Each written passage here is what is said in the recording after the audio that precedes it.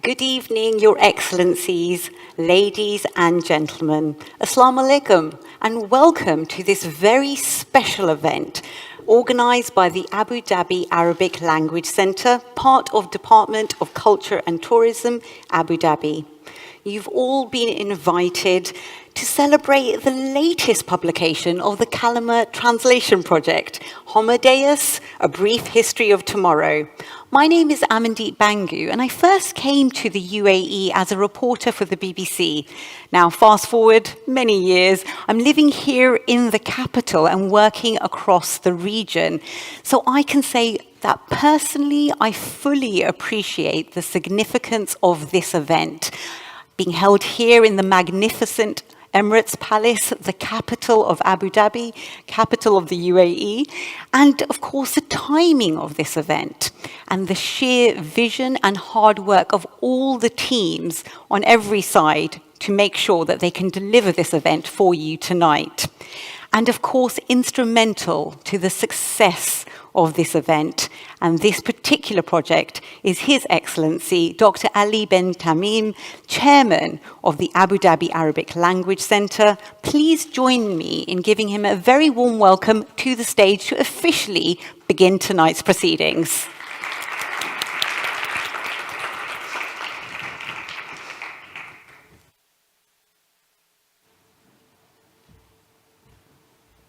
مساء الخير. إكراما لضيفنا ولكتابه الذي ترجم بالإنجليزية سوف أقرأ بالإنجليزية. Esteemed guests and friends, I have the pleasure to welcome historian and futurist Professor Yuval Noah Harari to Abu Dhabi and the book launch event of the Arabic translation of his remarkable book, Homo Deus, A Brief History of Tomorrow. Yuval books connect our past to our future. He tells us that what separates humans from other species is our ability to create and believe in fiction. In his books, he deconstructs several fictions, including the economic system, national and religious ideologies. However, Yuval also has a story about the future that's profound, exciting, and unsettling. The Emirates is a futuristic country by nature, and we very much look forward to this discussion with our special guest, Yuval Harari. I would like to share with you a few Arabic lines from Yuval book's introduction aimed to the Arabic reader. في القرن التاسع عشر تخلف العرب عن ركب الثورة الصناعية. دفعوا ثمناً لذلك قرنين من الاستعمار الغربي. سيكون الثمن باهظاً أكثر إن تخلفوا في القرن الحادي والعشرين عن اللحاق بثورة تقنية المعلومات والتقنية الحيوية.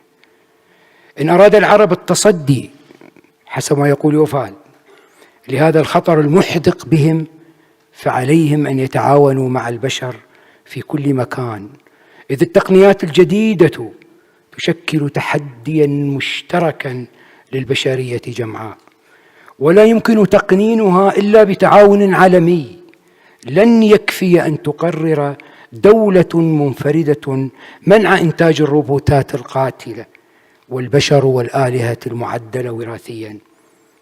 لو طورت بعض الدول هذه التقنيات عالية المخاطرة والربحية فإن جميع الدول ستحذو حذوها خوفاً من البقاء في مؤخرة الركب.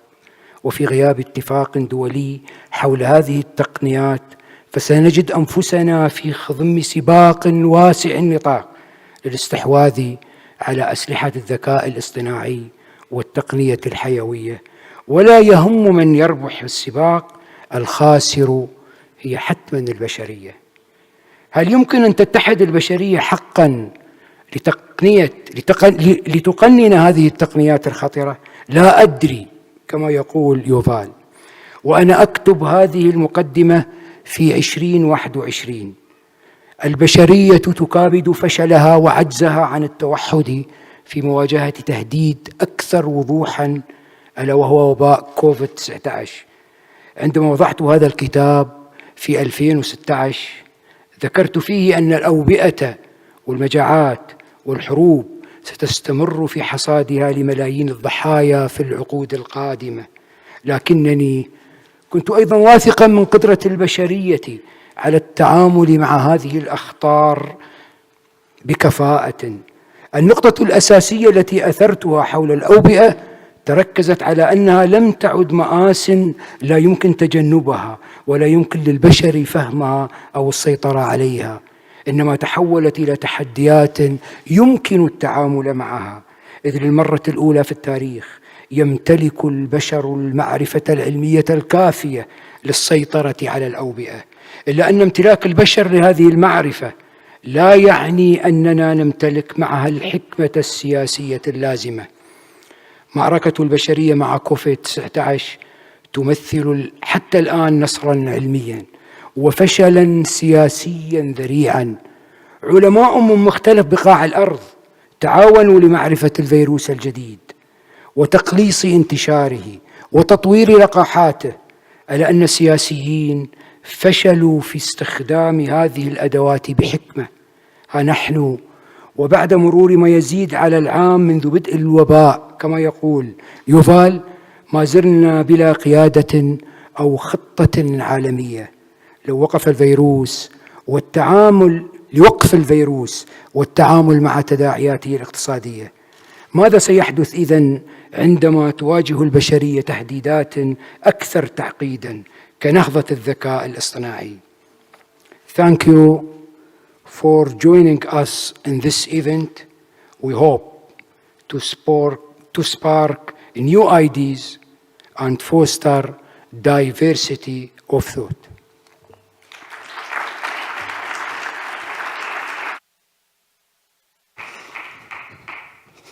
Thank you, Your Excellency, Dr. Ali, for those inspiring words and beautifully delivered. I think they really set the scene for this evening. And thank you personally for inviting me to moderate this event. When you first did, I thought to myself, wow, what a daunting privilege. Because, of course, our special guest, collectively, his books have sold over 35 million copies around the world. His books have topped international best-selling lists for months. And he is considered widely as one of the world's most influential public intellectuals today.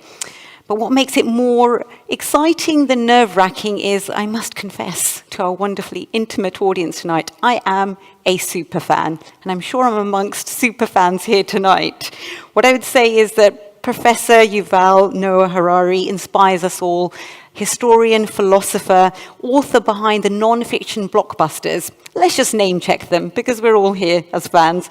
Sapiens, A Brief History of Humankind. Homo Deus, which we're celebrating the Arabic translation today. A Brief History of Tomorrow. 21 Lessons for the 21st Century. And hot off the press, his latest creations, Sapiens, is now graphic history, and it's the volume 2 has just come out, I think, just last week. So that's breaking news for you there. These books have been translated in over 65 languages, as of course we are all celebrating the Arabic edition of the Homo Deus book here tonight, and we are very fortunate that the award-winning translator Hamid El-Ghaithi is going to be joining us as well on stage, as well as an accomplished linguist. I must add that he also specializes in various other fields. He's worked as a researcher in the fields of genetics and evolution in several German universities, and in his home country of Oman, he set up a myriad of cultural initiatives. So he's a man of many talents himself. Please do join me in giving them a very warm Abu Dhabian welcome to the stage now.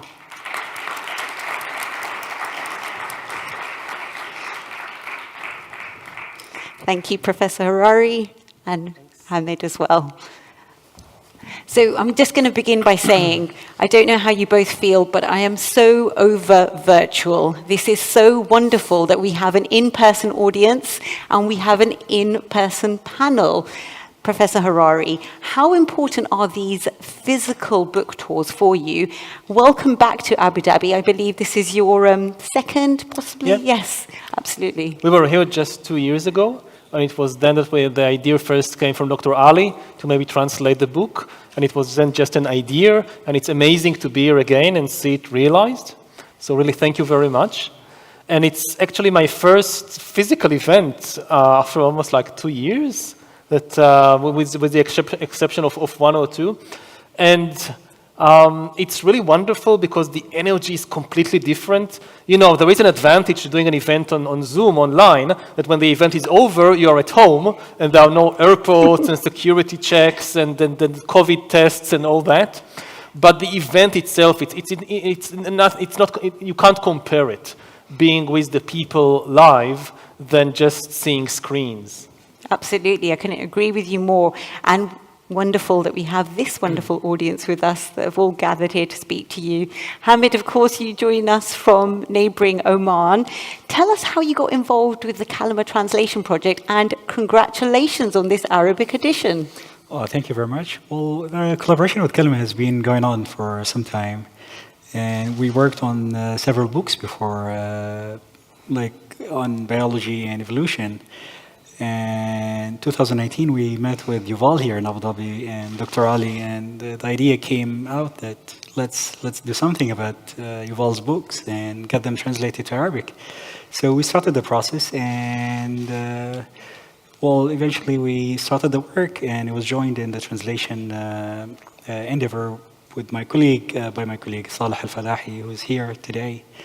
And during this year of COVID, we worked, so 8 months of hard work, and it was very challenging in Oman. The situation, COVID situation was very tiring, and we had like national lockdowns, and people were restricted from moving and meeting, and that all affected our psyches and like our emotions. Yet, I mean, we had to deliver, and gladly, I mean, it's out, and I'm very happy to be here today and to talk about the translation, and we launched the book. And thank you for your hard work. Celebrating this Arabic edition means that we can actually gather here today. It's remarkable that you said 8 months. That feels like a very short amount of time to do this huge epic translation. You're being far too modest. I'm going to dive in with some more questions for you for just a moment. If I may, Professor Harari, go back to the beginning, because of course the world first came across your words through Sapiens. 10 years ago, I believe, was the original form that Sapiens was birthed into the world. Can you take me back to that particular form, the name? It's a bit of an interesting story, the origin story behind the origin story of humankind. Well, the book really came out of a course at university that I've been teaching for a couple of years. And I didn't think that there was like a book in it, but the reaction of the students that getting kind of a very broad view of human history and realizing that, you know, they went through 12 years of school or something, and still they don't know some of the most basic facts about human history, because this was in Israel, and in Israel we teach, I don't know how it is here or in other countries, but in Israel we basically teach Israeli history and Jewish history, that's it. Even if you hear something about other people, I don't know, the Romans or the French, it always comes back to the Jews. Like you learn about the Roman Empire, what did the Romans do to us? You learn about the French Revolution, what did the French Revolution, how did it influence the Jews? Yes. So you never really get the broad perspective of human history. And so I turned the book into, I turned the lectures, the course, into a book thinking mainly about the Israeli audience. But after it was so successful, so we translated it to English and to other languages. And, you know, really in the 21st century, to understand yourself, you need to understand the whole world. Maybe in the past it was possible to just know the history of your own nation, of your own culture, and that's enough. But in the 21st century, it's not enough. So that's how the book began. Fantastic, and that feels like quite a humble start to something that became a global sensation and, of course, makes you a household name across the world. Hamid, your relationship with Professor Harari's work starts with *Sapiens* as well. Not so much translator, but of course you have all these various professional hats that you wear. Share with the audience your involvement. So basically, when the translation came out of *Sapiens*, I read it immediately. I was back then in Göttingen, in Germany. I tried to reach out to Yuval's office and then talking about translation to Arabic back in those early days. And they welcomed the idea, but it was a struggle to find an Arab publisher who would publish for an Israeli author, and it seemed to be that there is like a flagship, like it's you're flagged, like because the citizenship of the author, then regardless of the content, could be brilliant, could be useful, could help us to see our past, our relationship with other nations and people.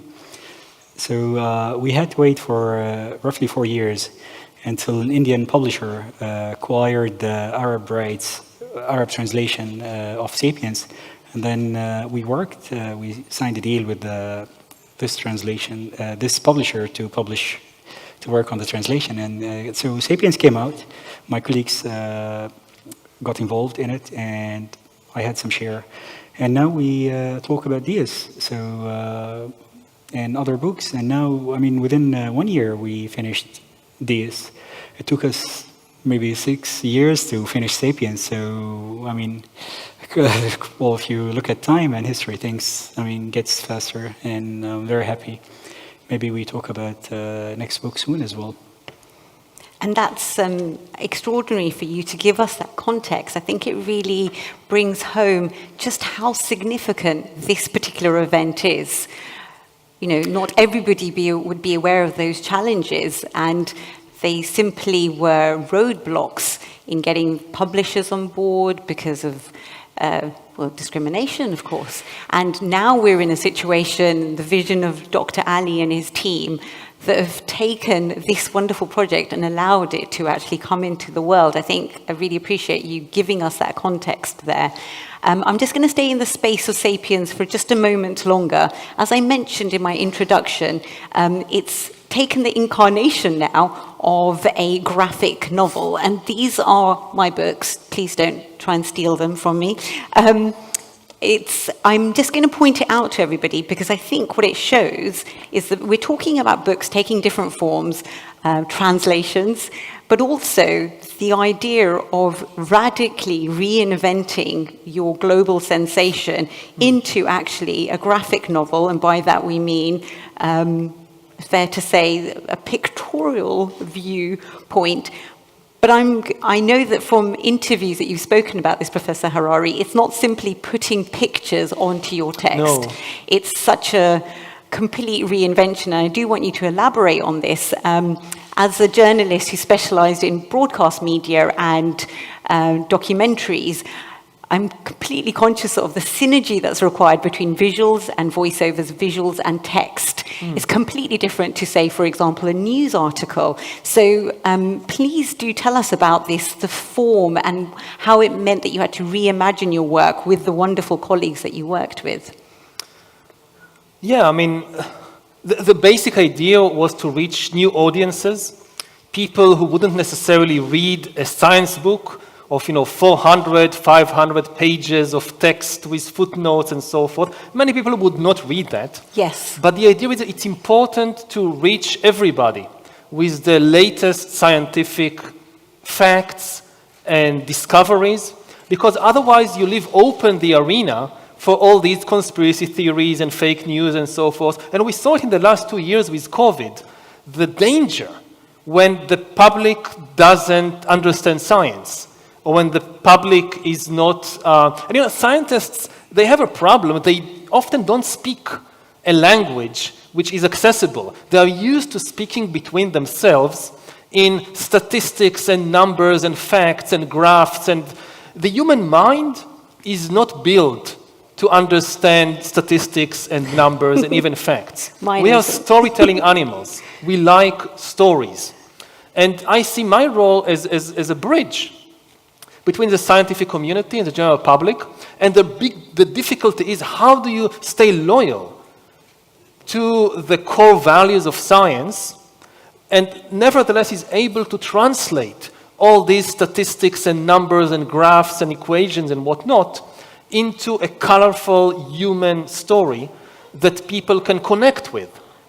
And the graphic novel gave us the chance, not just to me, I worked on it with David and Danielle, who are very gifted artists, and it was the most fun project I ever worked on. It was like taking all the academic conventions and throwing them away, and starting from scratch. Okay, how do you tell science? How do you tell history? And we invented a lot of fictional characters, a lot of fictional plots, like there is a chapter on inequality.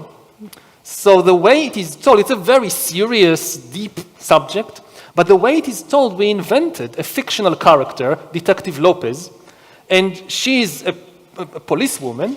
She's investigating crimes, and that's the biggest crime in history, inequality. So she goes on an investigation through history of trying to understand who is responsible for this, who is behind the inequalities and the discrimination and racism and all that. So it takes, again, you know, a lot of very complicated stuff, but presents it in a more accessible way. And also the need to work with images forces you to be concrete. Because, you know, scientists have a trick. When they are not sure of something, they kind of fuzz the words. Like you write these very long sentences with all kinds of complicated words, and you're not sure what you're saying, and the readers are not sure what you're saying, but it's okay because it's words. And words can be abstract and fuzzy. It can't work with images. Images are always concrete. So it forces you to think really hard. I mean, what I learned from my years in academia is that it's much more difficult to write a simple and short story than a very long and complicated one. When it's simple and short, and again, images are in a sense the simplest, they're the most concrete, you really must know what you're saying. You can't fool the audience by just blurring things. And I think you touched on some really important points there. You mentioned throwing out the conventions of academic books. I think you do that in every single one of your books. I think that's one of the secrets behind the popularity. You've taken the interdisciplinary mix of science, history, and various other fields that you dip into popular culture and shared the messages with such a wide audience around the world, and this is why your messages resonate. And your style is so accessible. The clarity of your messages, I know, just speaking again as a journalist, it's so much easier to deliver a message in many paragraphs than just a sentence, and your turn of phrase is just remarkable. I am going to bring in Hamid here because, of course, we're talking about linguistics.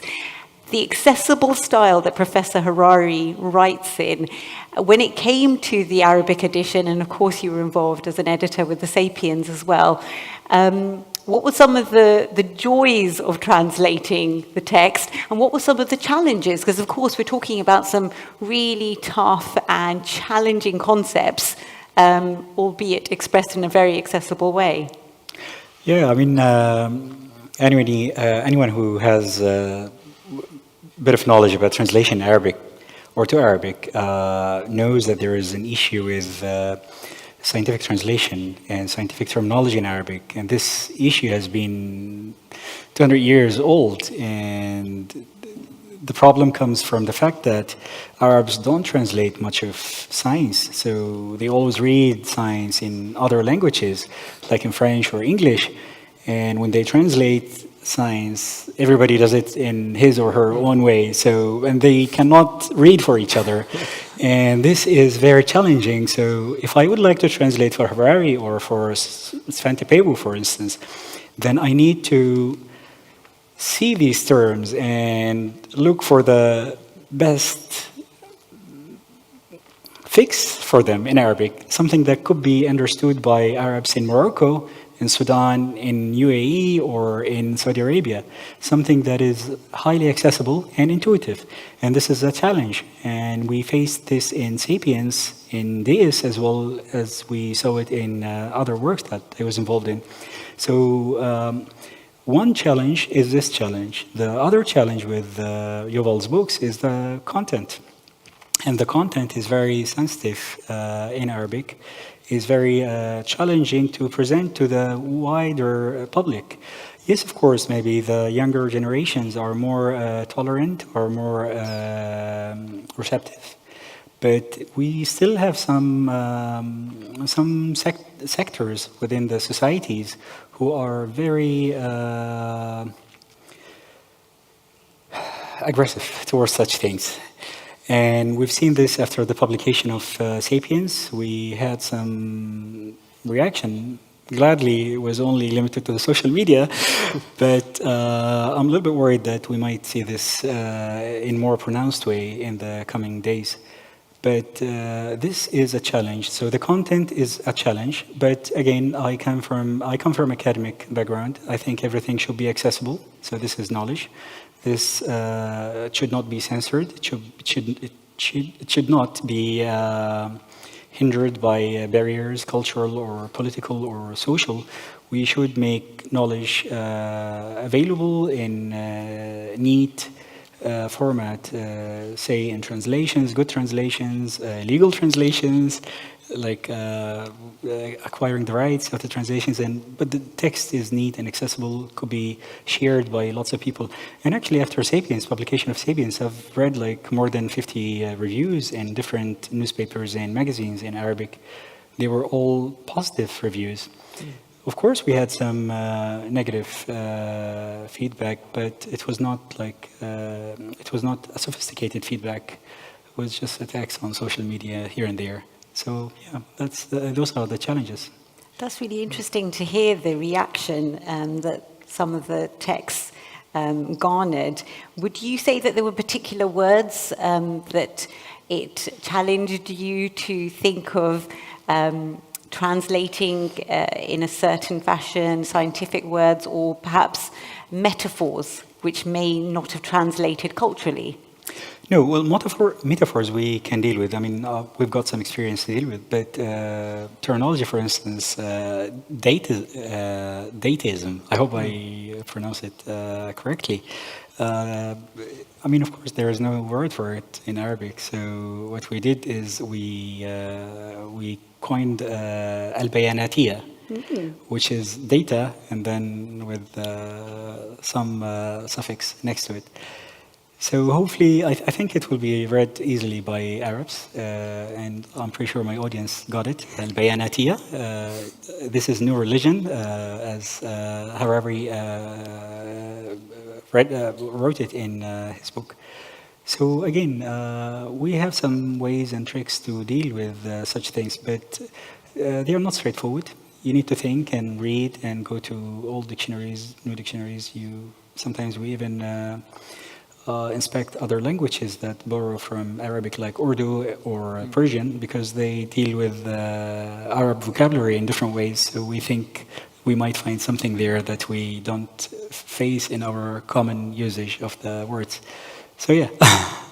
That's really fascinating. I mean, you speak so modestly, but you are coining new words and conveying the messages to a new audience, which relates to the graphic history version of Sapiens. The idea is reaching new people. Translation can do that, a different format can do that.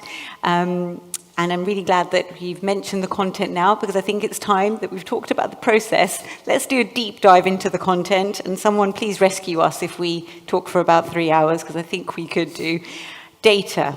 Now, Professor Harari, you've spoken about this at length, and it's going to be a bit of a roller coaster for our audience.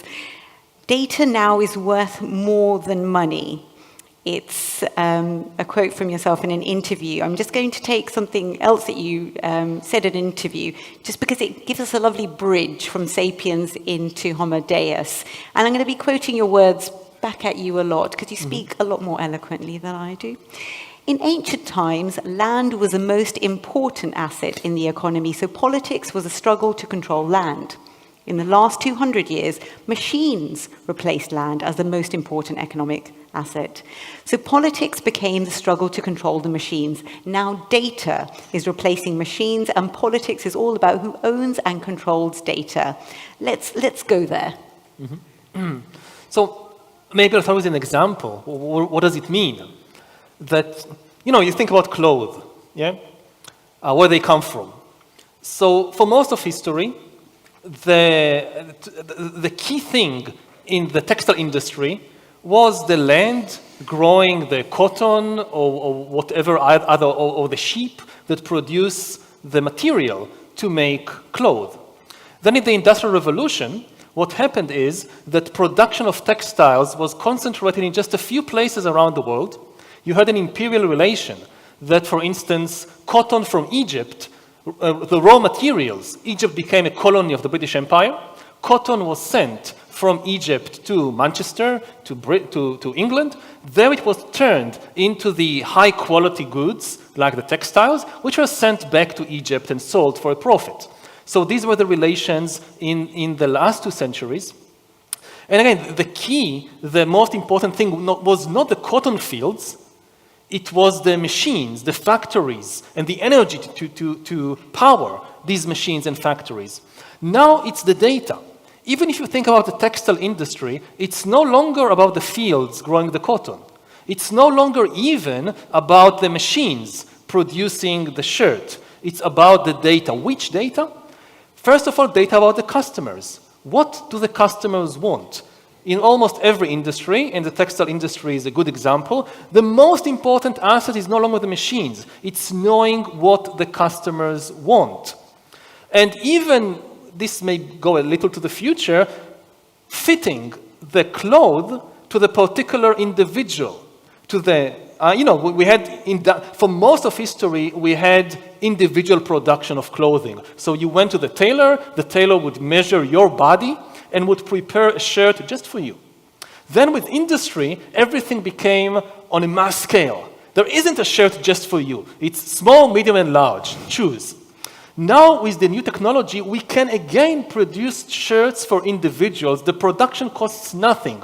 With the increasing automation of the textile industry, and looking to the future, maybe 3D printing, it would be cheaper to produce a shirt in New York City with a 3D printer than to produce the shirt in Bangladesh and send it overseas to New York.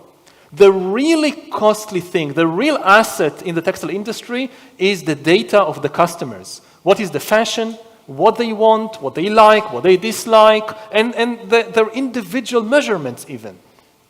And this is something that can be concentrated like never before. You can't concentrate land in one place. It's just physically impossible. You can't take all the land of the world and put everything in Britain. Not possible.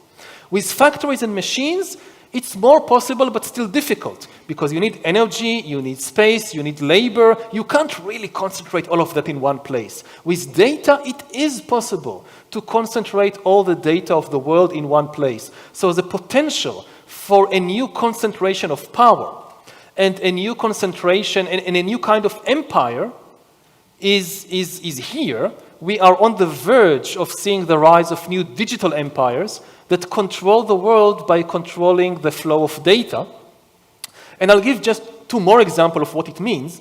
First of all, if you think about controlling a colony.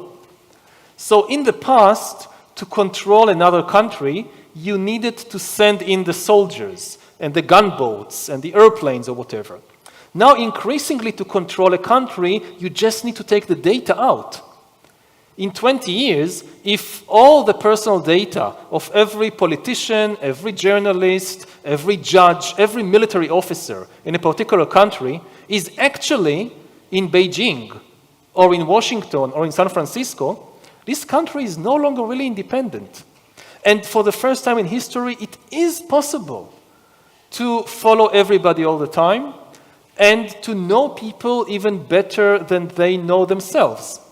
And we see this process also happening in the military field, that we see power shifting within the armed forces from one place to another.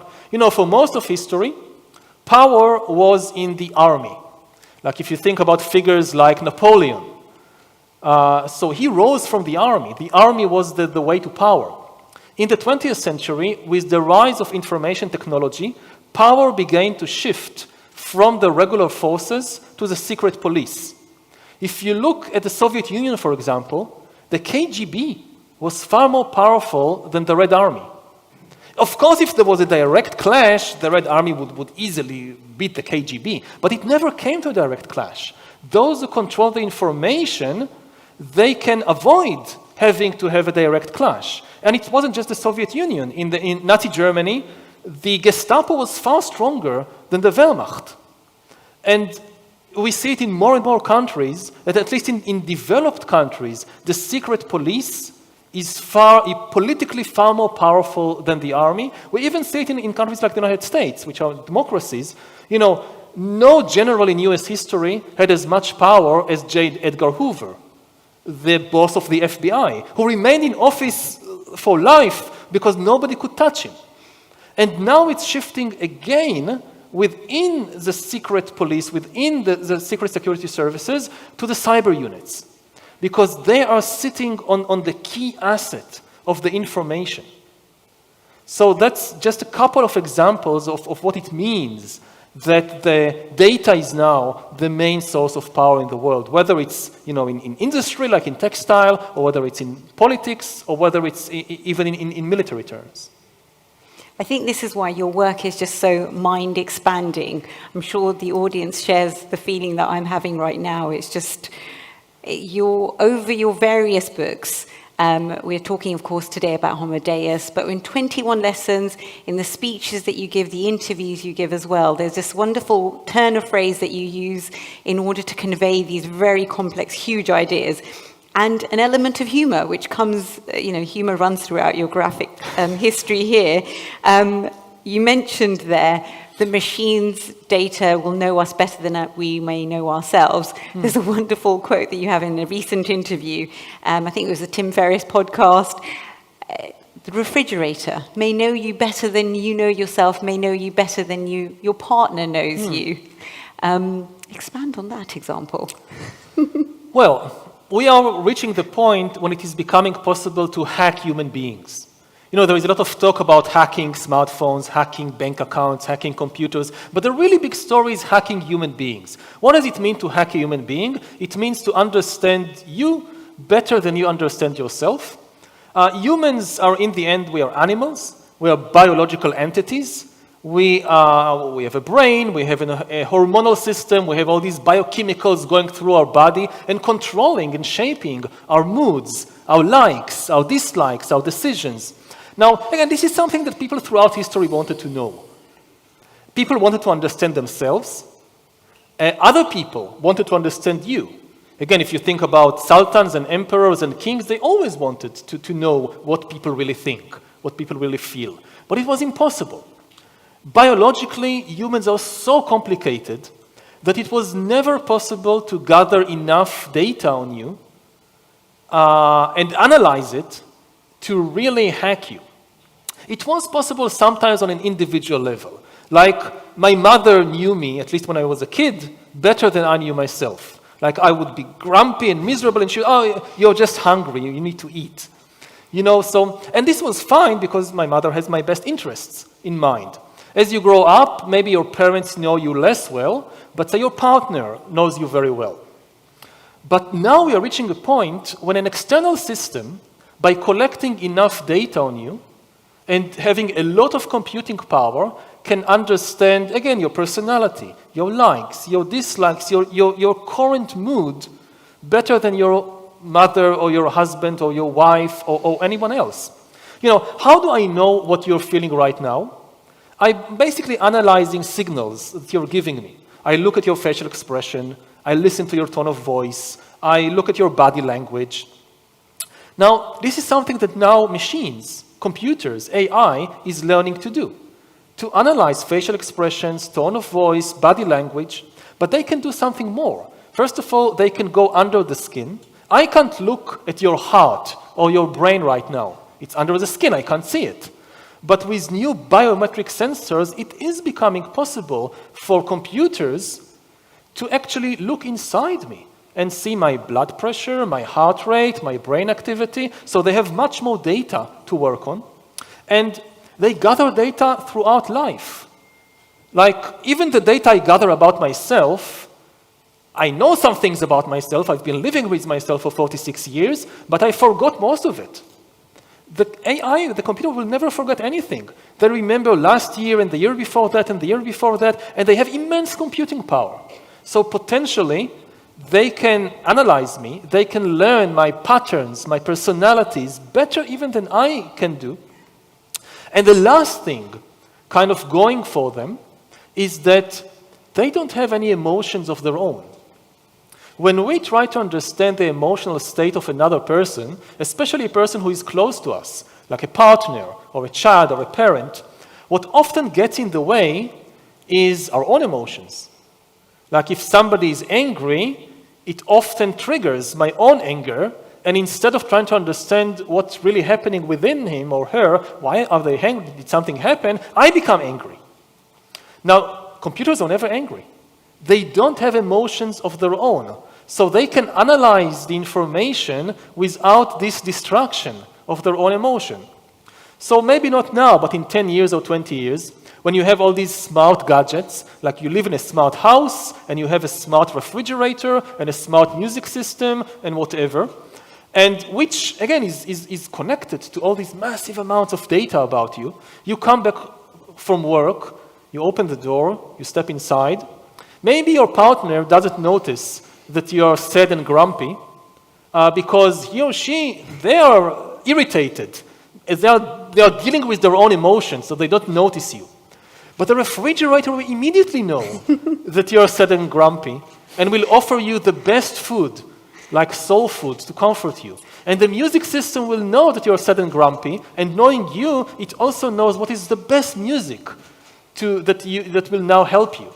So in this sense, in science fiction, we often have this prototype of the cold robot that kind of moves like a robot and is very cold, and it always fails to understand humans. I think that our problem is going to be the opposite. The machines will be very warm. They will not have emotions of their own, but they will be able to identify our own emotions much better than many humans. And humans always want to be understood. Like we go through life wanting other people to understand us. We want our parents to understand us, we want our teachers to understand us, we want our spouses to understand us, and we are very often disappointed because they don't. And suddenly, you have these smart machines that really understand us. So we might become much more intolerant towards all these self-centered humans who don't understand us as well as these wonderful war machines that are attentive to any little quirk and know exactly what we need at any moment. There's so much to unpack there, and that was such a wonderfully comprehensive answer. I'm so glad that you said these phrases in your own words. Hacking humans, you mentioned surveillance under the skin, some of the really big concepts. Hamid is obviously very familiar with them, having translated them so wonderfully. And when you describe those scenes, I'm sure the audience are also familiar with Black Mirror. I know you're a big fan. Yeah. And I think the balance that you provide there, Professor Harari, the misconception about some of your work is it's doom and gloom. You put the books down and you think, wow, we are just doomed. That's not the case. And I think this is where the interviews and the speeches you give around the world are just brilliant because they elaborate on the message. You've talked about devices and the digital revolution having a utopian and a dystopian side. We've mentioned popular culture there. I know you're a fan of the movie Her. I really like that as well. Yeah, it's a great movie. I recommend it. It's, without giving a spoiler away, it's just a good way, as you say, the machines, the takeover by the robots, it's not all about trying to destroy and replace the humans. There's a carrot and stick about it. I have to confess, I am wearing a biometric tracking device. Reluctantly, I got it. It's really good for exercise. And this is the example you say. I mean, it's not bad. I mean, these kind of technologies, they can also help us in many ways. Like we are now still in the middle of the pandemic. This kind of surveillance technology also under the skin can be the basis for the best healthcare system in history. If you're able to monitor people 24 hours a day, including under their skin, it means that when an epidemic begins, not forget about COVID, even the regular flu. The minute somebody gets the flu, you know it before they do. It usually takes a few hours or a few days until somebody knows that they have the flu. And by this time, they could have infected many other people. With this kind of technology, you can know that somebody has the flu before they do and tell them don't go to work. It will infect other people. So if we use this technology, you know, COVID could be the last pandemic. If you think about individual healthcare, you take something like cancer. Usually you discover you have cancer when it's already spread and you start feeling pain and you go to the doctor and they send you to do this test and this test. And when they discover it's already spread and it's difficult, it's complicated, it's painful, it's expensive. With this kind of biometric surveillance of your own body, you can discover cancer when it's just beginning. And it's very cheap and easy and painless to take care of it. You think about mental health. It's the same. People often hide, even if they know they have some mental health problem, they hide it. Now, if you have a system which can monitor them, and you know, mental health is just like physical health. It's also something wrong with the body. There is this stigma that mental health is something else, or it's your fault, or whatever. No, you know, you have a broken leg, you go to the doctor, you have some biochemical out of balance in your brain, that's the same thing, basically. And this kind of healthcare system can also monitor that and provide you with good healthcare. So there is an immense potential here. The key is how do we use the technology for the benefit of people and not to harm them. You can use the same surveillance technology to create a creepy totalitarian digital dictatorship worse than anything we've seen in the 20th century, worse than the Soviet Union, worse than Nazi Germany. And you can use the same technology to create the best healthcare system in the world. And this is not new. Every technology can be used for good or bad. You can use a knife to kill somebody. You can use the knife to save their life in surgery or to chop salad. In the 20th century, you look even today, you look at South Korea and North Korea. They have the same technology, basically. They just chose to do different things with this technology. It will be the same with the technologies of the 21st century. So we need some guidelines about how to use it.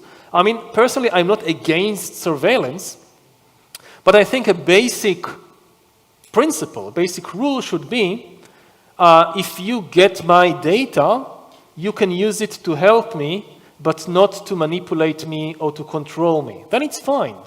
You know, it's actually quite odd if you think about my relationship with my personal physician. Even before all this new technology, my personal physician knows a lot of very personal things about me, and that's okay, because she uses them to help me.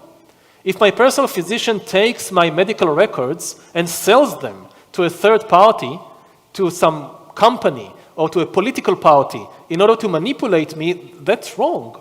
And we know for decades that that's wrong. So we just need to keep this principle also for the new technology. And I'm going to bring in Hamid in just a moment, but on that very last point you make there, because this is, again, it touches on another misconception of Professor Harari's work, the misconception being that you point out the problems but not necessarily offer the solutions. But you have spoken about this. This is one particular point you say about not using the data to harm you. There's two other principles you talk about. I'm just going to get you to elaborate them before I bring in Hamid. So another principle is never allow all the data to be concentrated in one place. This is the high road to dictatorship. It doesn't matter if this one place is a private corporation like Facebook or Tencent, or whether it's a government, or whether it's a foreign government. It doesn't matter. If all the data is in one place, that's a recipe for dictatorship. So we need different systems that balance each other. So if we have a pandemic and we need to collect information on individuals, that's fine, provided it's not the police that collects the data. It's an independent health service which doesn't share this information with other organizations, and then it's fine. And then the third principle is that whenever you increase surveillance of individuals, you must simultaneously increase surveillance of the government and the corporations. If they know everything about us, while we know nothing about them, then again, this is the road to dictatorship. But if it goes both ways, at the same time that it's easier for them to see if I have COVID, it's also easier for me to see if there is corruption, or if the corporation is hiding taxes, then you have a balance. Usually the key throughout history is always balance. You know, the extreme solutions, no matter which extreme, they are always dangerous. How to find the right balance, this is usually the key. And I really appreciate you putting that into context, as it makes your words and your observations that much more powerful. Hamid, of course, before you translated the book, you read the book, you engaged with the material.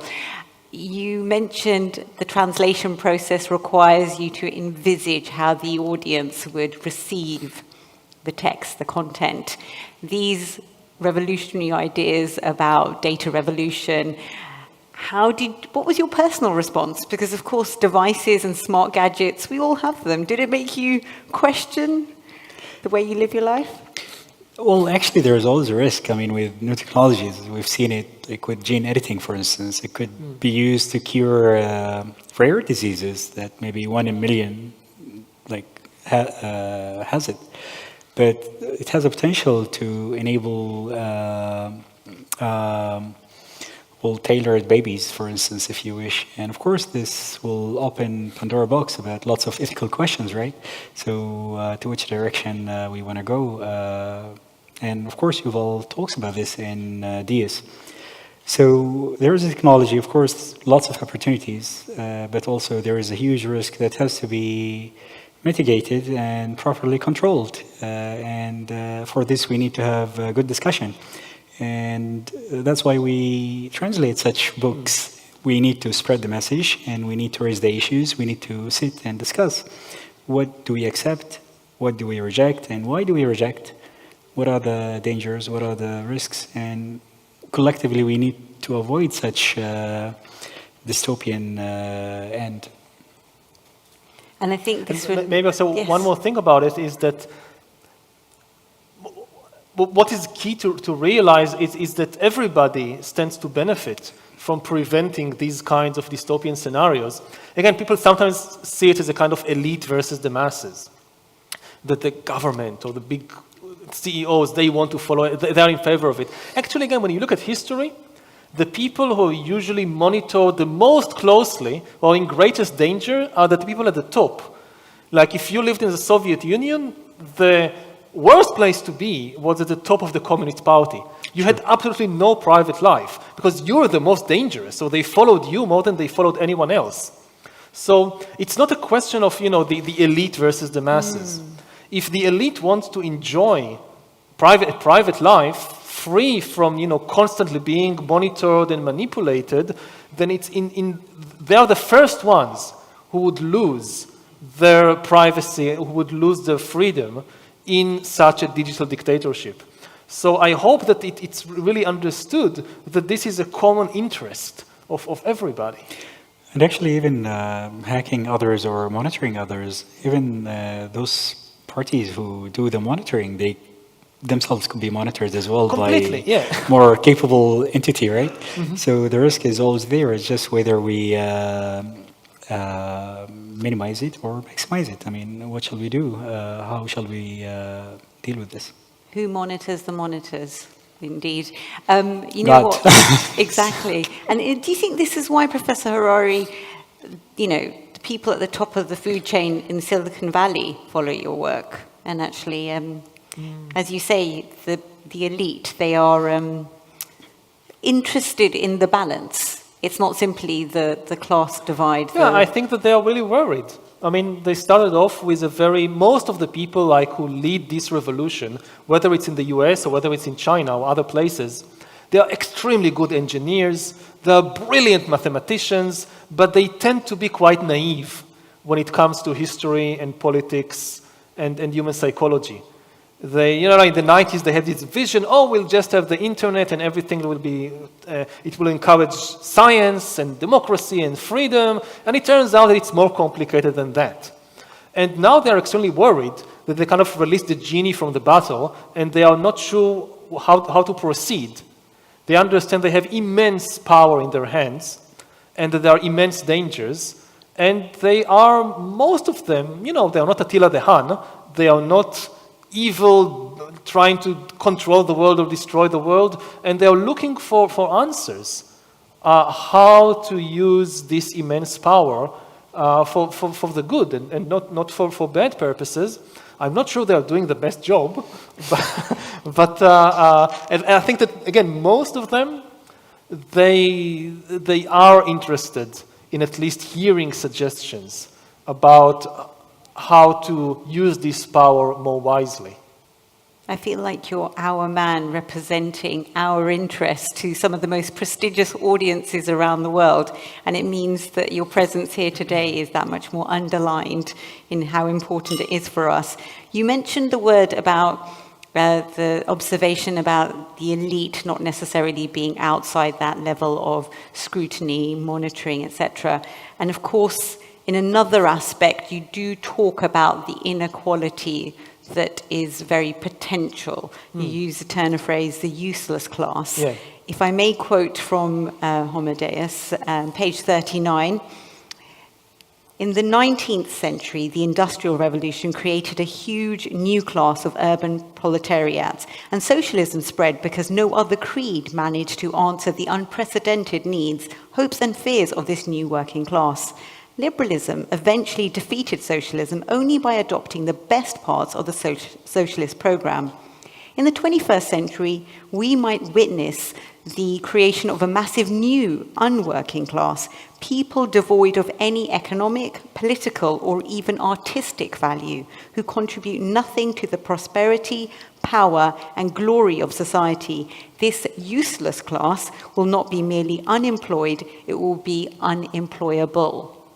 Now that's the dystopia that one worries about. Yeah, again, it's not a prophecy. We can prevent it from happening, but if we don't take action, wise action soon, it's probably going to happen. Because again, the AI revolution and the automation revolution, they're completely changing the job market. What happens to many economies in the developing world once it's cheaper to produce textiles in the US or in Europe than in Guatemala or Bangladesh, because it's done by robots or it's done by 3D printers. So, and there will be new jobs. As old jobs disappear, new jobs emerge, but the new jobs will demand new skills, high skills. And many countries just don't have the resources to retrain the workforce. Let's say you have been working for 20 years as a textile worker in some factory, and they close down the factory because now they produce the shirts in Europe, it's cheaper. And you live in a poor country, you're like 40 years old or 50 years old, and yes, there is a new job in designing virtual reality games. But how do you turn an unemployed textile worker who is 40 or 50 years old into a designer of virtual reality games? It's difficult. It's a long process. You need courses to retraining. It's even kind of a reinventing your personality. It's a different personality to work on a machine that produces shirts than to imagine a virtual reality game. It takes money. During the time of transition, you don't work. Somebody needs to support you. Somebody needs to finance the retraining courses. We basically need a new educational system for adults because it will happen again and again. It's not like there is going to be just one big AI revolution. All the job market changes, we have a couple of rough years, and then everything settles down. No, it will be a cascade of ever bigger disruptions every 10 years. You know, AI is something like, 5, 6 years old. I mean, there have been talk about AI for decades, but it was always something in the future. Sometime around 2012, 13, 14, something big changed. Suddenly it became a reality. And now everybody's talking about AI. It's just 6 or 7 years. It's nothing. We haven't seen anything yet. So every 10 years, AI is becoming even better, and all jobs which are considered secure, they are now also gone. And there will be new jobs. but they will require retraining. Some countries, the richest countries, which will benefit the most from this revolution, they will also have the resources to retrain the workforce. So they will be double winners. They lead the AI revolution, they get all the power and wealth, they use it to retrain the workforce, and they become even more powerful and more wealthy. But if you're one of the developing countries, which are left behind, you lose everything. And you don't, in the 20th century, if you're a developing country and you don't have natural riches like oil, your almost only way to go up the ladder is by relying on cheap manual labor. That's your resource. You have a lot of labor, it's very cheap, so you have textile factories. And this is how you slowly go up. Now, in the 21st century, like the bottom half of the ladder is cut. All the simple jobs, they are automated, or many of the simple jobs, they are automated. To start climbing, you somehow need to jump to the middle of the ladder. How do you do that? So the danger, it's not a danger on the national level, it's really a danger on a global level, because the big divide will not be between California and Oklahoma. If there are a lot of unemployed people in Oklahoma, the US government will raise taxes in California and support the people there. But will the US government raise taxes in California in order to retrain the workforce in Guatemala? I don't think so. So what will the people in Guatemala do? That's the really big question.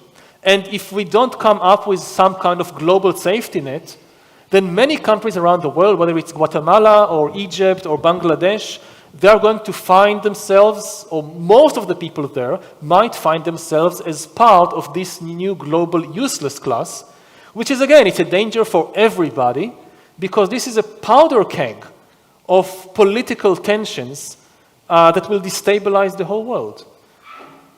And again, you talk about this idea that the global problems require global cooperation, global solutions. Mm-hmm. And it's an inclusive answer to some of these issues. And on the point of inclusivity, I am going to reluctantly share you now, both of you, with the audience. We'd like to open it up to a Q&A.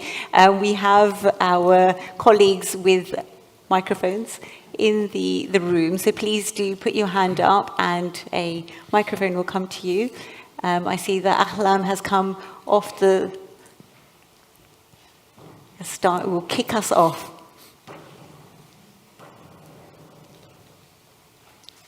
Hello. Hi, good evening, Professor Harari. It's such an honor to hear you speak here in person. Thank you, Amandeep, for the great talk, and thank you, Hamid, for the lovely session as well. I'm Ahlam Baluki. I'm the director of the Emirates Airline Festival of Literature. And I have two questions for you, Professor Harari. One is, what sort of education system do you think is required today to prepare a first grader in 2021 for the future that they're going to go into? And two, human beings are going towards ease in everything. We want life to be easy. We're willing to give up any data, to get Wi-Fi or to get anything that makes life easy for us. And what is this constant pursuit of ease doing to value systems that are important for any successful society, such as hard work, sense of responsibility, or development and dedication to learning, any craft or arts? Those are my two questions, and I'd love to hear from you. Thank you. So regarding the first of education, we don't know what the job market would look like in 20 years, which means that the education system today cannot just assume that, people will need this skill or that skill. We don't know. So it needs to give people the ability to constantly learn and change and reinvent themselves throughout their life. So the most important skill, I would say, is mental flexibility. Being able to keep changing, which is very difficult for humans generally, especially beyond a certain age. But if you want to stay relevant in the 21st century, you have no choice. Regarding the other issue of ease, it's really about human weaknesses.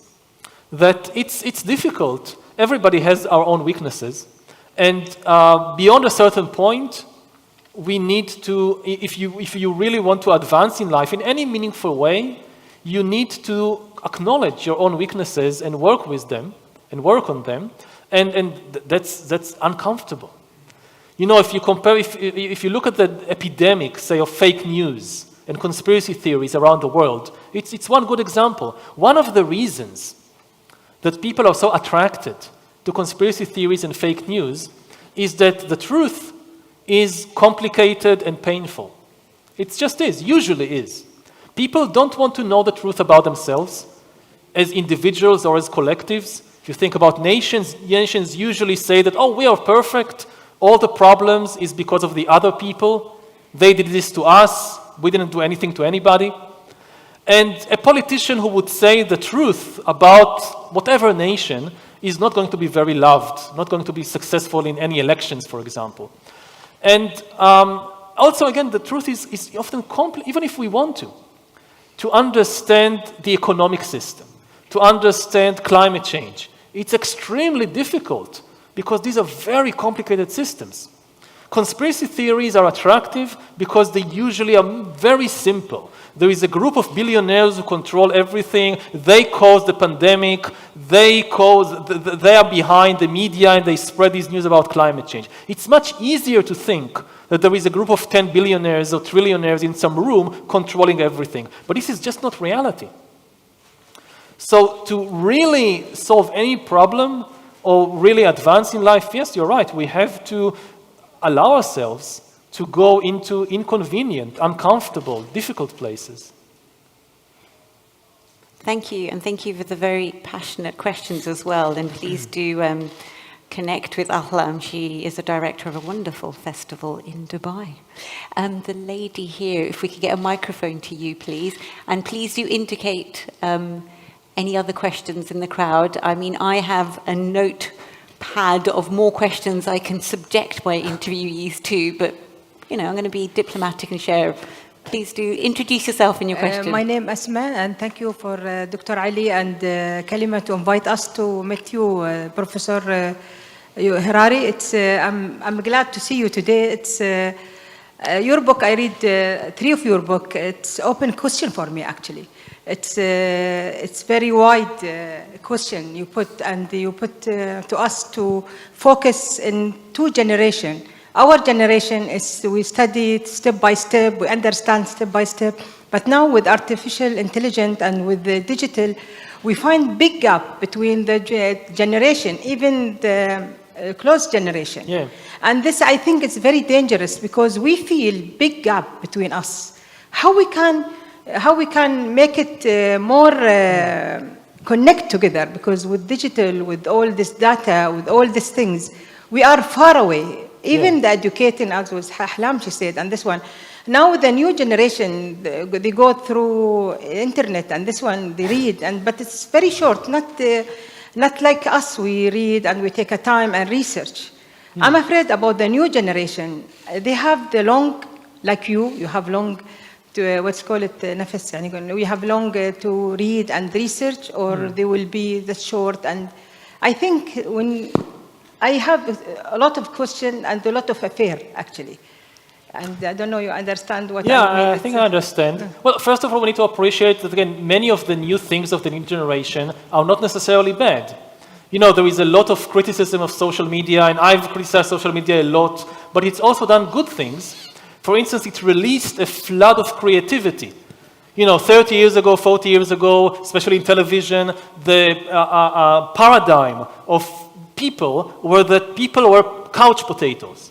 They sit on a couch like a potato and just watch something on the screen, and that's it. And social media works completely different. People, the users are the creators. You know, when YouTube first went up for sale, all the old media giants didn't buy it. Why? Because they didn't understand the business model. Okay, you can stream millions of videos, but who will produce them? Do you know how expensive it is to produce a video and to hire actors and directors and photographers? Impossible. And they couldn't grasp that the users will also be the producers, the creators. Like YouTube doesn't pay anybody. to produce the videos. And I look at my nephews and nieces, and they are jumping all over the place, making this TikTok video. They are creators. They are not couch potatoes.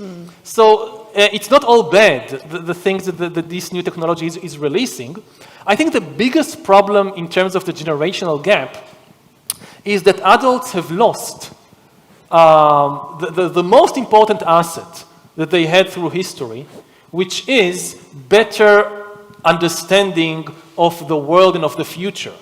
Throughout history, I mean, the deal between adults and youngsters is that adults are telling youngsters, look, we understand the world, you don't. We can tell you where you will be in 20, we've been there, we've seen it all. And it doesn't work anymore because we don't know what the world would be like in 20 years. Like previously, you went to your grandparent to get an advice because he knows where I will be in 20 years. Now, nobody knows where we will be in 20 years. So if you go to your grandparents to ask for an advice about the job market, they don't know what the job market will be in 20 years. So this really undermines the basis of the authority of adults. And I think that part of the answer is to be more honest about it. That, yes, we are with you in this problem that we don't understand. We need to work together on understanding this new world. And yes, we bring something very valuable, the experience that we have accumulated over decades, but it's not like in the past. We don't have this huge advantage over you. So how to preserve the authority, the necessary authority of adults, of parents in such a situation, it's an extremely difficult situation. And I think the first step is really to just be honest about it. And I think the honesty runs throughout all of your work. Your answer relates back to the question about education. It's really hard, as you point out, to predict how those educating the youth today can say what the job market will actually, will be the reality. You talk to people today, at least in Israel, you ask them, what do you want to be when you grow up? And they say, I want to be a YouTuber or a blogger or something. And 20 years ago, what's a YouTuber? It's a completely new thing that emerged. Absolutely. So who knows what will be the kind of big profession or desired profession in 20 years? Absolutely. But the image that sticks in my mind from Professor Harari's last answer is his nieces and nephews jumping around on TikTok. I'm thinking they might say, Uncle Yuval, will you join us? Now that I would like to see. The gentleman here patiently had his hand up. Do you have a microphone? We'll make sure you get a microphone. I think we might only have 5 more minutes. I'm going to wait for one of the organizers to indicate a 5-minute point. The 5-minute point has been given to me now. So please don't be shy. Yes. This is a wonderful, wonderful experience. And as I said, I've got more questions. Please fire away. Thank you very much. Fascinating. Your book actually got under my skin, and it made me question the future of humanity. And then I had to force myself to go to basic principles. And I'd like to understand if you'd have a view, what's your view on the soft infrastructure of humanity? Feelings, purpose, things that actually form the narrative. They form our view of the world. They form our view of the future. They form our view of our past. And it's a cycle that influences how we think of ourselves, how we raise our kids, how we try to think of our country, our relation with a neighbor, with another country, and so on and so forth. And then we take all of these into our positions of influence, whether at work, in family, in a government, and then we influence the world. So these had time to evolve when the world was slower.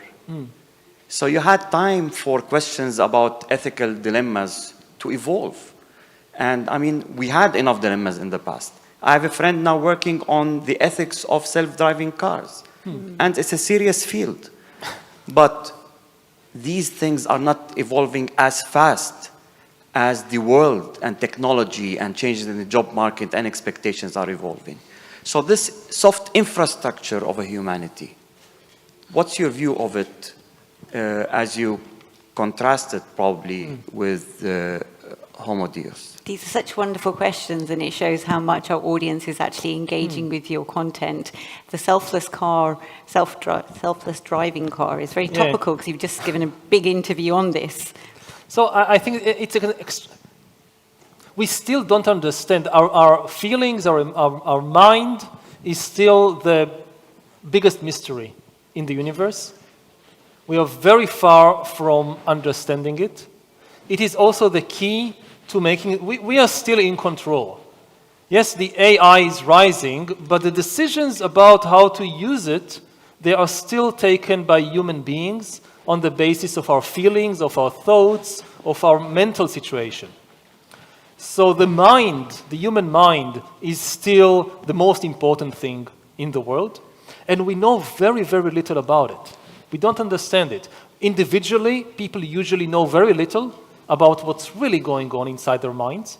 And also collectively, scientifically, the science understands better and better the body, the brain, but the mind, very far from understanding it.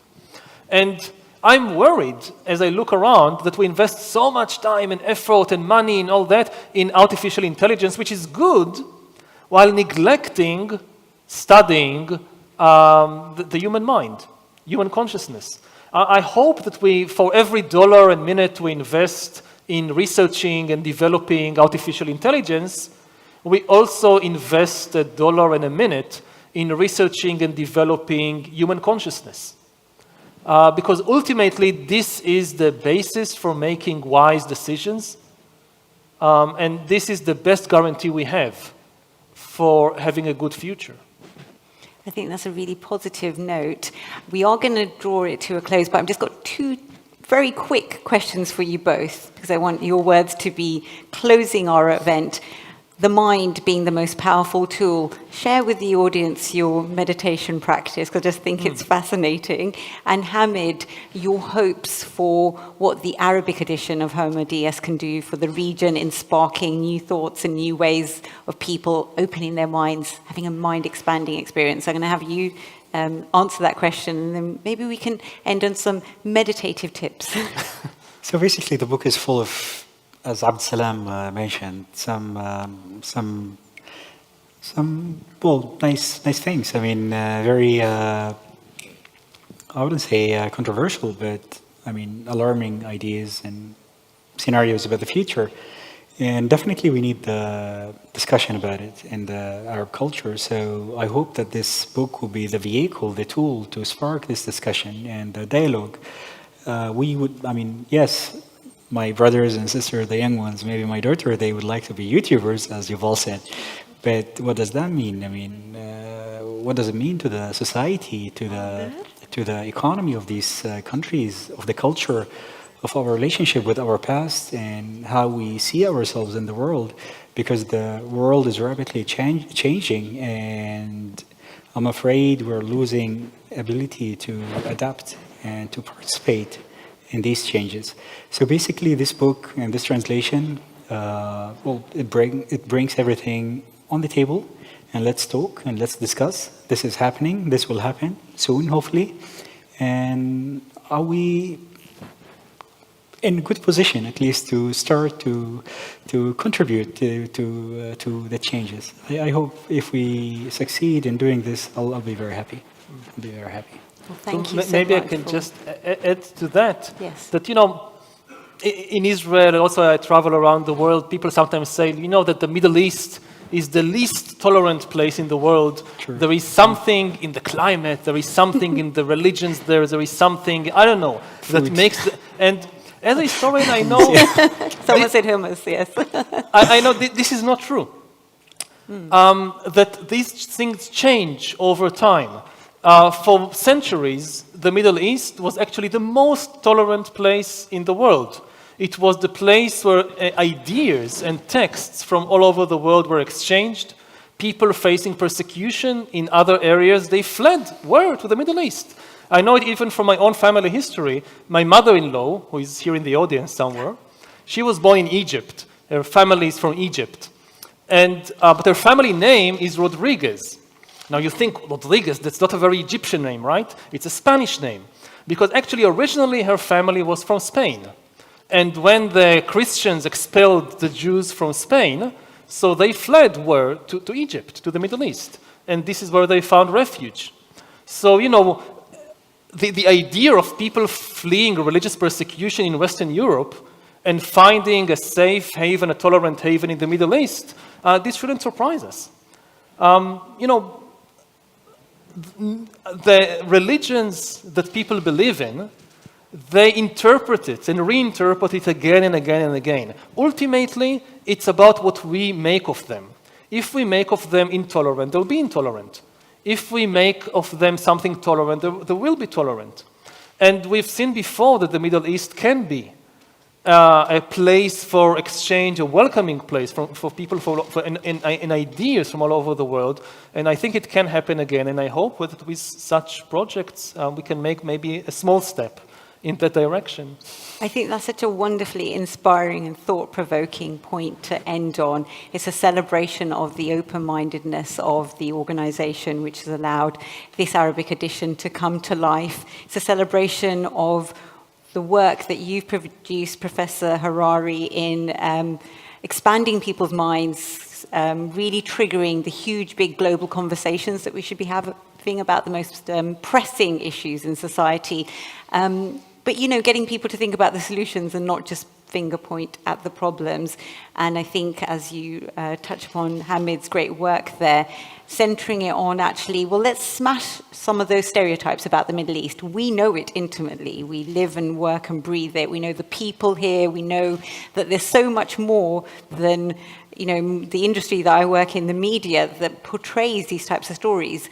The collective works, the collective hard work, the vision, the hard work of the teams that have created the event tonight is actually the answer to some of these huge, big problems.